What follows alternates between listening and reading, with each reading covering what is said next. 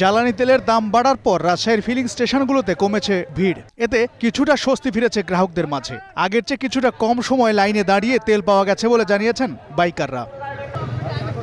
রংপুরে যেসব পাম্পে জ্বালানি দেওয়া হচ্ছে সেখানে এখনও চলছে রেশনিং পদ্ধতি। কোথাও পেট্রোল দেওয়া হলে অকটেন দেওয়া হচ্ছে না, কোথাও অকটেন দেওয়া হলে পেট্রোল দেওয়া হচ্ছে না।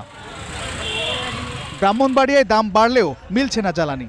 সরকার নির্ধারিত নতুন দামে জ্বালানি বিক্রি শুরু হলেও ব্রাহ্মণবাড়িয়ার ফিলিং স্টেশনগুলোতে কাঙ্ক্ষিত সরবরাহ মিলছে না।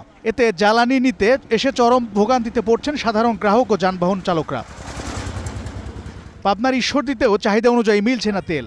লম্বা লাইনে ঘন্টার পর ঘন্টা তীব্র রোদে দাঁড়িয়ে থেকেও মিলছে না তেল। ফলে ভোগান্তিতে পড়ছেন কৃষক সহ নানা শ্রেণী পেশার মানুষ। বান্দরবানে অধিকাংশ ফিলিং স্টেশন আংশিক খোলা থাকায় দীর্ঘ লাইনে দাঁড়িয়ে থেকেও খালি হাতে ফিরছেন অনেক চালক। ভুক্তভোগীরা জানান, তেলের দাম বাড়ানোর পরও যখন প্রয়োজনীয় জ্বালানি পাওয়া যাচ্ছে না, তখন তাদের কাজকর্ম মারাত্মকভাবে ব্যাহত হচ্ছে। ফিলিং স্টেশন কর্তৃপক্ষ বলছে, মূল্যবৃদ্ধি হলেও চাহিদা অনুযায়ী জ্বালানি সরবরাহ না পাওয়ায় তারা গ্রাহকদের প্রয়োজন মেটাতে পারছেন না।